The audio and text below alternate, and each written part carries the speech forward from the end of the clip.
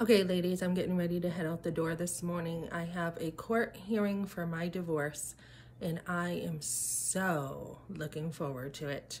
I have prepared my mindset, I've prepared my body, I have prepared with God, and I have done everything that I can think of to prepare. Get your notes ready for court, have them in order, organize them 2 or 3 times, different ways to make sure you are prepared for court. I have other people praying for me. I will be walking and praying. I will be going to a Bible study, so I am not by myself.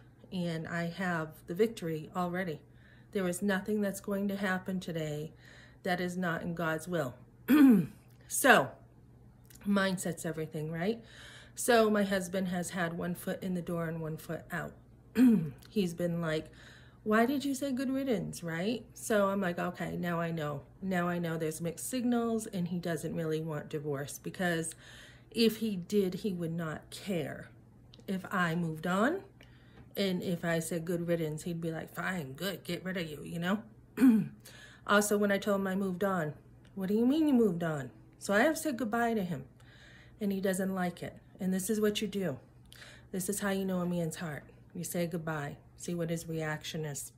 And so I know the truth now. I know that he does want to continue to be married. I told him that he still loves me, and he won't say he doesn't love me. For some reason, he won't. And I said, and you need your wife. So I am going to be asking for counsel today for his depression, because he had intense mood swings before he pushed me. I mean, he was just said he was unhappy. He didn't know why he was unhappy. And this would make sense with the depression because it can lead to domestic abuse, and it is his responsibility to do something about it, right? To get help. So instead he lashed out. He's lashing out with the divorce out of anger.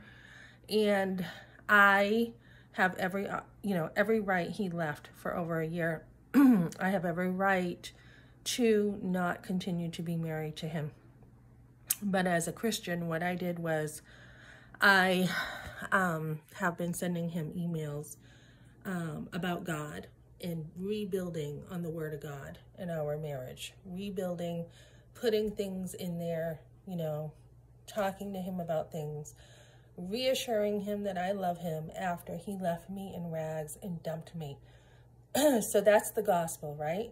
But now this is business today. This is a business transaction. This is not personal. This is a spiritual battle we're dealing with. Putting on the armor of God, fighting for everything. If he is continuing to be confused, which he is, you have to still continue to stand for yourself.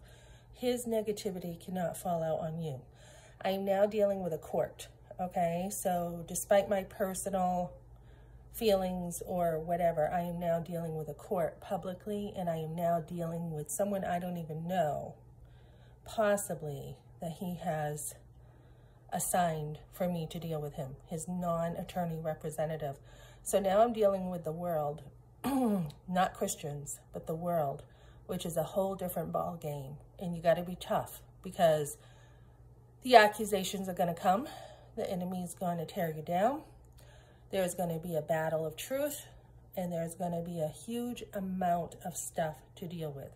So be organized, prepare your mind, and get ready. And know you can't do this by yourself, and you need God. So that's my mindset today.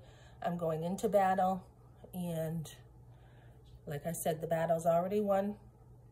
We do fight against spiritual beings, principalities, not the flesh. So get your mindset ready, ladies, and don't do this yourself when you're going to court. I will let you all know and give you an update of how I think things went.